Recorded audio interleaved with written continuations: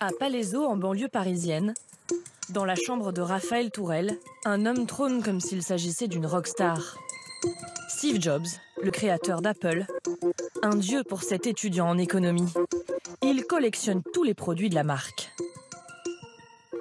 Un iPhone 3GS qui est en super état, on dirait qu'il est neuf. Comme appareil, j'ai quasiment 10 iPhones et 6 iPads. Ça peut paraître beaucoup, mais je peux aussi faire. Toutes ces économies y passent. Il dépense jusqu'à 3 500 € par an pour sa marque fétiche. À l'entendre, c'est plus fort que lui. Ils ont réussi à créer quelque chose, à créer une communauté. Et cette communauté, en fait, fait que on devient fan. Je pense pas que ça puisse s'expliquer. Apple, une entreprise de séduction massive qui frappe des millions de personnes sur toute la planète. Avec un chiffre d'affaires de 227 milliards d'euros en 2018, c'est l'une des sociétés les plus riches du monde. Une incroyable réussite fondée essentiellement sur un produit qui a révolutionné nos vies, l'iPhone. Depuis sa création en 2007, il s'en est écoulé 1,4 milliard. Mais depuis quelque temps, la popularité du géant américain vacille. Le 24 octobre dernier, l'autorité italienne de la concurrence l'a épinglé aux côtés du coréen Samsung et lui a infligé une amende de 10 millions d'euros pour pratique commerciale malhonnête. En cause, un problème que vous avez peut-être déjà rencontré si vous avez un iPhone.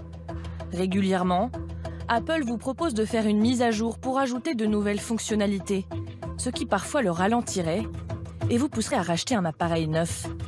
Cette pratique porte un nom, l'obsolescence programmée.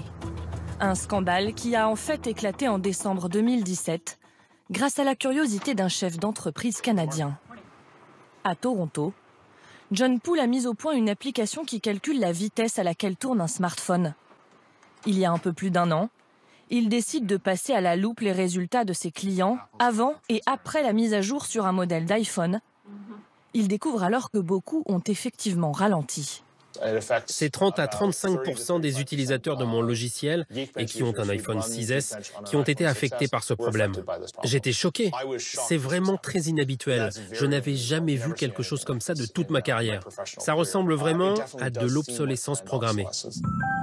La marque conteste les accusations d'obsolescence programmée, mais elle avoue avoir volontairement bridé certains modèles pour prévenir les arrêts inattendus des téléphones.